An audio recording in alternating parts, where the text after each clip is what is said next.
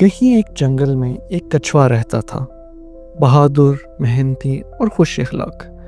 اس کا ایک دوست تھا، خرگوش، جو اپنی تیز رفتاری کی وجہ سے پہچانا جاتا تھا۔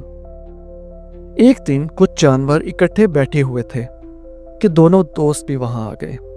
خرگوش نے کہا کہ آپ میں سے کوئی ایسا ہے جو مجھے بھاگنے کے مقابلے میں ہرا سکے؟ میری تیز رفتاری کا کوئی جواب نہیں۔ کچھوے نے کہا کہ یہ مقابلہ تیزی سے نہیں بلکہ محنت سے جیتا جاتا ہے۔ وہاں طے پایا کہ کل ایک دوڑ کا مقابلہ ہوگا اور سب جانوروں کو دعوت دی۔ صبح ہوئی تو وہاں سب پہنچ گئے۔ کچھوا اور خرگوش بھی تیار تھے بھاگنے کے لیے۔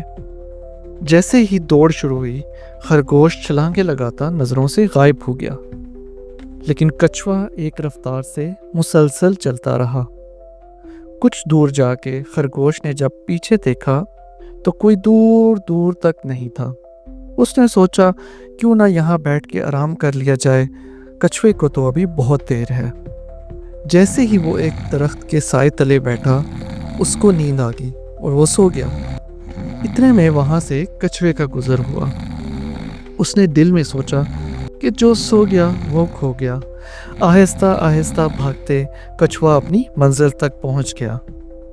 جب خرگوش کی آنکھ کھلی تو وہ ایک دم ہڑبڑا اٹھا کہ میں تو دوڑ کا حصہ ہوں، میں کیسے سو گیا؟ بھاگتا بھاگتا اختتام پہ پہنچا، لیکن وہاں پہ پہلے ہی سب جشن منا رہے تھے۔ وہ بہت شرمندہ ہوا۔ اس کے دوست کچھوے نے کہا کہ دیکھو دوست، ہر کسی کی اپنی خصوصیت ہوتی ہے، لیکن ایک چیز سب سے بہتر ہے اور وہ ہے محنت اور غرور نہ کرنا۔